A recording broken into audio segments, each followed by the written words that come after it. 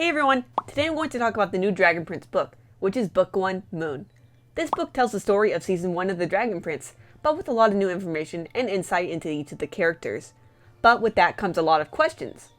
Thankfully, I was able to talk to the authors of the novel to answer my biggest questions. But before we get into that, I do recommend everyone watching this video buys a copy of the book and gives it a read. Quite a bit of the new info here will be spoiled, but the book has so much more in it that all fans should check out. Personally, I thought the book was quite insightful, as we got not only new lore, but we also learned what each character was actually thinking in many of their pivotal scenes. And of course, we shall try and support the show. It is less than $10 and definitely worth the price. We even get a beautiful new map of the world. I'll put a link to the book in the description below. With all that said, let's get to the interview. Thank you guys so much for joining me today, and this is the first time I'm talking to Melanie, and I guess their son. What's your son's name? This is Lawrence. Oh, nice to meet you. Could you introduce yourself, Melanie? Because you helped write the Dragon Prince Book 1, Moon. Sure. My name is Melanie Ehasz. I'm married to Aaron over here, and I've been watching him work on the Dragon Prince since pretty much day one in 2015. And when he heard that Scholastic wanted to do books, he invited me to help work with him on it. Awesome. So did you always want to make novelizations of each season, or was that just something that came up with Scholastic? well, so I don't love, for whatever reason, the word novelization always feels like it's like you took it and you ported it somehow, like you put it through a filter. So we are trying to think of them as more original works, kind of based on the same story. So we always wanted to develop novels of the story. Justin and I talked about it that way, as a way to have kind of a deeper look at the world and the characters and what they're thinking and feeling. And partially because I think when you write something in that way, it can almost exist in people's minds in different ways that like don't feel dated in 10 years in the same way animation might. So I guess Avatar has recently come out again, and it seems like people love it 15 years later. So maybe animation doesn't get as dated as fast as it has to. So you're saying you're saying it has its own perks to it, doing writing this kind of story in this format? Yeah, I mean, I think there are obviously, look, the Dragon Prince is made to be a cinematic, animated adventure, but I think the story and the characters and the world can kind of be plumbed a bit more deeply through a novel than necessarily through a film. And so it's just an opportunity to see the story from a different angle and feel its weight in a different way. So did you guys divvy up the work by writing for different character perspectives, or how did you split up the work, or what was the process like of making this novel? Yeah. Well, initially we rewatched the episodes together, and we looked for places where things that we definitely wanted to keep, and spots where there were where we could add things. And if there was somebody's story who may have been a little bit slighted because you can only have 22 minutes in an episode, then we could expand on it here. I think we were also looking for opportunities with specific characters to understand what they were going through, and in some cases to actually vary from the story of the show. So that in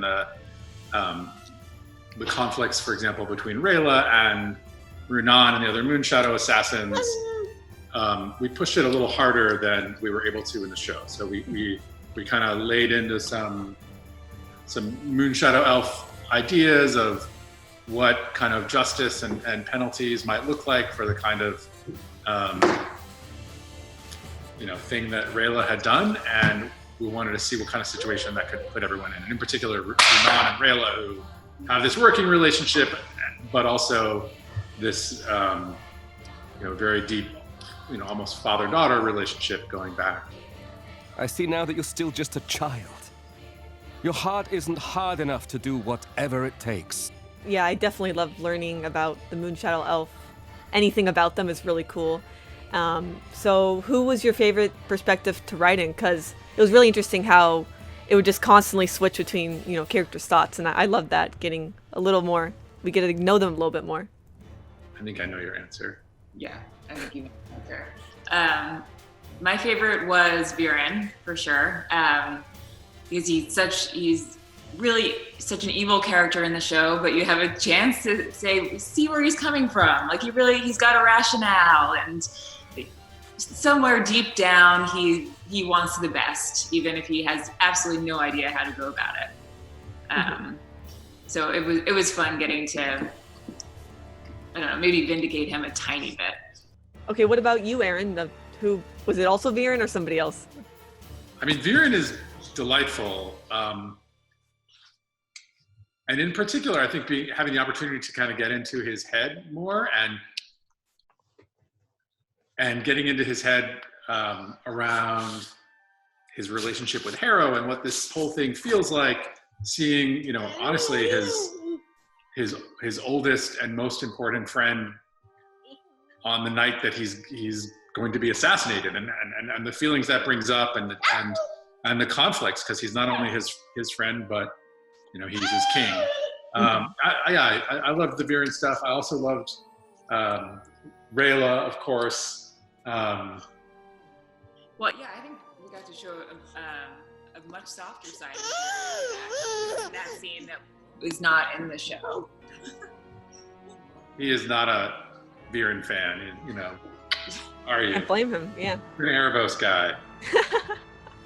Yeah, definitely. I absolutely loved the scene where we got to learn more about what Viren was thinking before, Harrow was assassinated. That was, I think, because I had a lot of questions about that, like what exactly happened, because it's a pretty big scene. It gives us a little more clues into what all about that. And so, I mean, I'm still, there's still some mystery there, but it's really cool to learn more. That's not what I was trying to say. Please, listen. Assassins are coming to murder me tonight, and you're wasting what precious time I have left. No, Harrow. We wanted the book to be absolutely true to the story of the Dragon Prince. We never wanted to change anything that was kind of material to the spirit of the story. But we also wanted, I guess, to add some layers where we could and depth. So hopefully we succeeded, and because you want it to feel like, especially for someone who's seen the show and loves the show, that it's an experience that captures what they felt when they watched the show, but that it's worth doing, that it's not just a rehash, that it's that there's something more. Definitely. So I have a few questions for Melanie, since it's her first time, being credited, I think, with anything for the Dragon Prince. So were there any challenges you faced on working with something that had an exact storyline from the TV show? That had an exact storyline? Yeah, because you had to follow something that was kind of already, you couldn't change too much up, right? Yeah, I mean, I think for the first project, it actually really helped me to have a structure so that I could look at the episode and look at the script and see, like, how can we put these two things together to make it a novel. In terms of challenges, yeah, well, like scripts and the episodes don't have a lot of description. So it's trying to paint that picture that hasn't been painted verbally yet. So that was the hardest part, I think. Yeah, it was definitely cool to see, because I've seen the show a lot, so I can imagine all the scenes, and you did a real good job of, so I can remember pretty much everything from the show, so I like that. So also, were there any ideas you had while maybe Aaron worked on the show that you were able to work into the novelization? I'm not sure about that. Do you remember me? Anything in particular? Yeah. I mean, there were a lot of, I feel like there were so many, it's funny, I don't even remember what went in and what didn't go in, but we were, every night we were having a conversation about the chapters we were working on, or that if Melanie had written a draft of a chapter or some ideas she had or something, and some were like, yeah, that's awesome, let's do it, and some were like, yeah, maybe we better check with Justin on that one. And because then I never had to say no. I just said, Justin really didn't like this idea. But But yeah, nothing in particular I don't leaps have out. I don't have a specific one that I can think of. Mm-hmm. That's okay. But I also had a bunch of lore questions because there's quite a few things we learned, like some really important stuff. I'm like, oh my gosh, this is not on the show. I wonder if this is going to be brought up. So I guess the first thing that I want to talk about was unicorns and how they played a big role in Zadia's history. So we learn in the book, this is a spoiler interview, so I'm going to go into everything from the book. They taught humans how to use spells and gave them primal stones. And I was really excited to read this because they've barely been mentioned in the show. So if we get more of the show, is there a plan to integrate this lore into it? Yes. Those ideas about unicorns were actually some of the earliest ideas that Justin and I had discussed.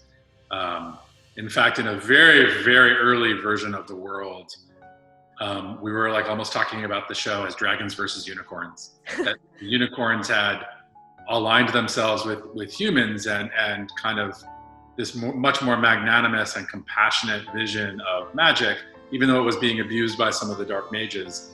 Whereas the dragons and the elves were more arrogant and focused on power. So that was a very early vision. I think we definitely will hear more about it.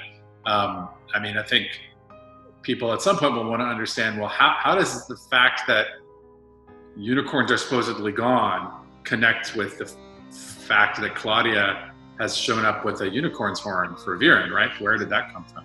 Yeah, that was my exact next question, kind of, that really leads into like, how are we supposed to think, how are viewers or readers supposed to think about like, well, she might have killed a unicorn. We don't know exactly how she got the horn, but you know, if they're extinct, you know, how are we supposed to think about Claudia for all that she's done now?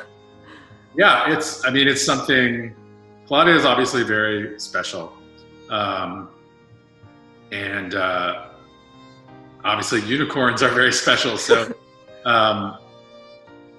it's something we hope to get into. I mean, honestly, like probably in season 6. So we're ways away. But we'll get there, or it could be in book 6, right? It could be depending on how that story is explored. I think this shows like how complicated Claudia is as a person, though. That she's delightful and she's quirky and fun, but you know that she's killing innocent creatures, and you know how do we reconcile those parts of her personality? Yeah, she's getting more, you know, interesting the more we learn about her, for sure. She does what she thinks. So this is just a little something I noticed. Is the daughter of the elven leader that proposed the merciful compromise, which I think I have not heard that phrase before, is she going to be important later on?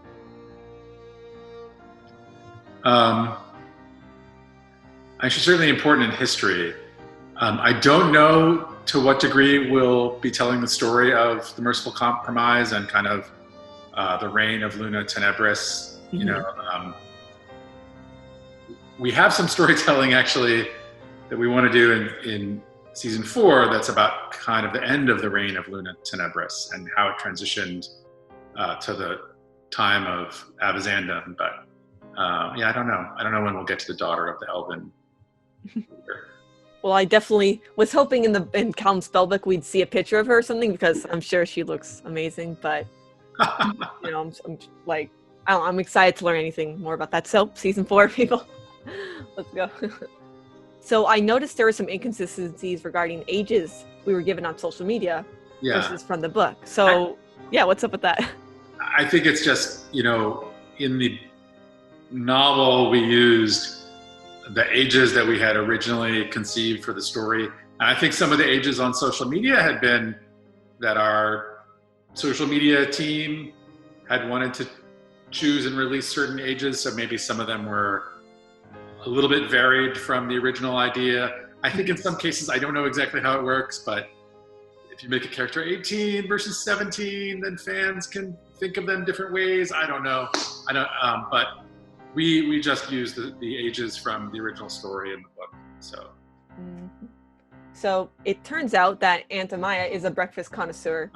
Who came up with that? And, you know, about all her travels to master breakfast tricks. I think you came up with that. I think you did. I did. I love breakfast. Yeah, Aaron's he's a breakfast connoisseur, so. But we went Yes, we went deeper than just that she thinks it's the most important meal of the day, but that actually she's got skills when it comes to breakfast. And in particular, right, her lost bread recipe, which is basically French toast. Oh. Breakfast is the most important meal of the day. Mm-hmm. So, Yeah. we can't tell the secret ingredient though, if that's your next question. No. Well, yeah, that's awesome. I hope to see her cook something eventually. That's awesome. We love food in The Dragon Prince, actually, and there are. It's fun to have like unique foods and food ideas for the world of Zadia. So you'll see more of that for sure. We're also able to get into Various and his processes for making jelly tarts a little bit more. Yeah. Yeah. Very precise and yeah, really cool. So as you promised before, Aaron, we learned quite a bit about Viren, and we learned a little bit about his ex-wife. How do you say her name? Lissa. I was just making sure. Okay, cool. So can you tell us about anything that happened with Soren, that she was not able to forgive Viren after he saved their son's life with dark magic? Like, why was she so upset about that? I mean, I almost want to leave that as like, that story is something that hopefully gives you really deeper insight into Viren and things he's done in the past, and some insight into what may complicate his feelings about his son, right? I mean, some of it is like, we've all seen how he acts towards Soren, and it almost seems like, wow, he's kind of a jerk. And there's something here to me that says, well, he's carrying something that like maybe some therapy would help unwind some of this, but like he whether subconsciously or consciously may blame Soren for their family falling apart, right? Even though he made the choices to do the things that ultimately split them. I think it gives you insight into where some of these feelings towards Soren come out. Yeah, I would say honestly, like my two favorite parts were learning about Viren and about Soren in this book. And I mean, it's really sad, but we're always learning more stuff about them, and it's great because I'm big fans of them. And I hope the stuff about Soren felt like surprising, but also like totally makes sense. Yeah, also like how he was, sickly as a kid. They mentioned, you guys mentioned, which, obviously caught me off guard because he's, so into fitness now. So that's pretty great. But you could also see how like that background, is part of what would fuel you being more obsessive and more like almost attached to his identity as someone now who's strong and healthy and all those things. It's partially because of the change, that he went through. Mm-hmm. I love having meetings up here. I get a nice leg workout going up all those stairs. We have important things to discuss. Try and focus. No problem. So, I mean, speaking of Soren, I'm just wondering who wrote Soren's description in the book. Well, I think I did, yeah. Sure. I think, I was going to guess that because he was described interestingly, quite detailedly. Which part? How so? He was quite the physical specimen. I thought that was funny. If only I weren't so muscular. So why, here's another question about Viren. Why did Viren and Lissa go into that cave where Claudia had to collect ingredients for a spell often? Do you want to leave that open to interpretation, or, is that something you thought of? Why did they go into the cave? Yeah, they said, Claudia said that her parents knew it in the dark. Like, why would they have gone there? Like, because Claudia went in there to collect ingredients for dark magic spells. So similar thing? I mean, I would like to imagine that they went there as a wonderful family place to like see something beautiful together as a family, and that it's a place that held good memories. And of course, over time, as she learned her craft and she learned about dark magic from her father, she learned that, there's something else about what's in that grotto. But I like that from her description, it certainly suggests kind of a lovely childhood moment. Mm-hmm. There's something to me very nostalgic about that scene that reminds me actually of like seeing like fireflies or lightning bugs, whatever you call them, as a kid, like on a summer night, and just like the way they flick on. It's just like, it feels like childhood to me. Mm-hmm. Okay, cool. I wasn't sure if there was like they were both into dark magic or something. I don't know. I was just trying to see there. But so discussing Callum, I feel like we got a lot of, his thoughts about things, but one little interesting tidbit I thought we learned was he barely had any memories of his biological father, but I'm wondering, do you think he would recall what his father would look like? What his father looks like? Yes, I think he would. Nice. That's cool. I guess I'm still just interested in all that stuff still, But I think a little bit of a spoiler, the second book will have a bit more depth on Callum. Isn't that, you want to say something about that? Sky? Well, it's certainly there's more of his point of view. So we're going to, hear where he's coming from and why he's acting in certain ways. Ooh, awesome. Yeah, I can't wait to see, because book 1 was great, but then I'm just excited for all, book 2 and especially book 3 so far. It just gets juicier. For sure. So my last question about book 1 Moon was that Opeli had a lot more to say in this book, I would say, which I really enjoyed. Would you be able to explain the role of a high cleric in Catullus? I'm still not sure what her exact job is. Ceremonies or stuff? Yeah, ceremonies and stuff. Spiritual stuff. It also seems to be reigning in Viren.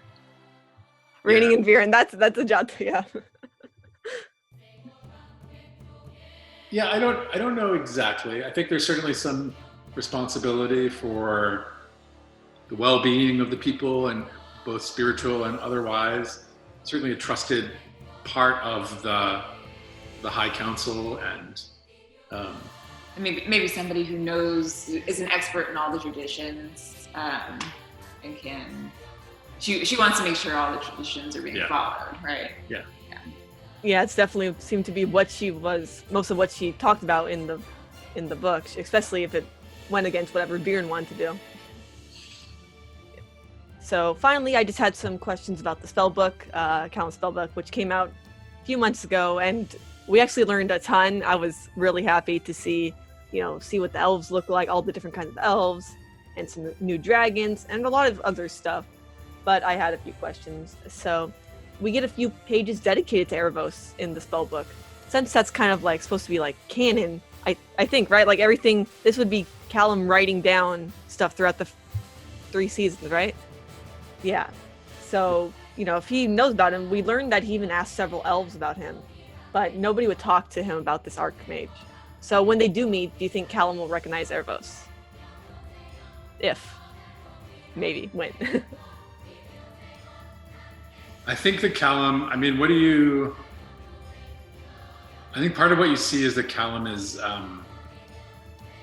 becoming very interested in who is this Archmage, and I think that's curiosity is a really kind of charming part of his character. It's part of what drives him to be interested in the world and in learning magic. He also has a sense of right and wrong, right? You see that when he and Claudia in the beginning of 2nd season have their argument about dark magic, or their discussion. He definitely has more of a centered, well, no, I want to learn it the way through primals and not dark magic.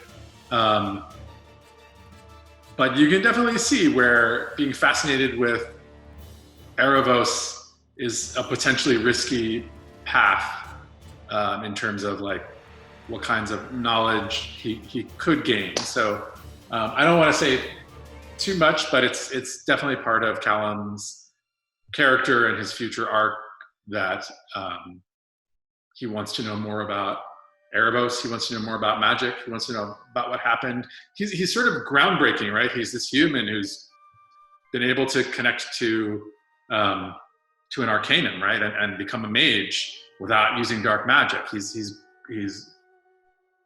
breaking new ground, and that's an exciting place, but it can also be a dangerous place. Yeah, it's awesome. That was just so surprising to not only learn that he was trying to figure out stuff about airboats, but also he was asking elves, and they were like, "We don't want to talk about it," or they're just like, "Who?" But I thought that was really fun. So we also learned about a new dragon, Rex Igneous, I think, or some, I'm not sure how to say it exactly. Yep, perfect. Igneous. And I think it was kind of the way it was set up. I feel like maybe he'll show up eventually. And so kind of my question was, since, I wrote the wrong dragon, but Zim's mom, forgot her name for a second, but should we expect, so she's on the crown now, but should we expect maybe a dragon to challenge her for the throne? Since it seems like there's a lot of changes between each king or queen, it's a different primal source. So I'm just wondering if that there might be some challengers. I will say that you can expect to learn more about Rex Igneous, for sure. Mm-hmm. I'll also say that the question of which archdragon is king or queen of the dragons is not always so obvious, and it does create conflicts in the world. And I think that's all for now. Yeah, I mean, the death of Avazandum certainly has an impact on the world, and Zubeia is also a pretty powerful archdragon. So I don't know that. I mean, she's going to be hard to challenge. Let's at least put it that way.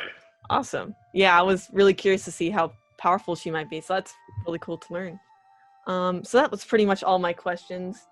Thank you guys so much for answering them and talking a little bit about the book and stuff. And I think that it was really interesting to learn. I enjoyed reading it. It's a pretty quick read, but it was really cool to see everything from season 1 in book form. Awesome. I'm glad you liked it. Mm-hmm. Thank you. It's a pleasure talking to you always. Thank you so much. Cool.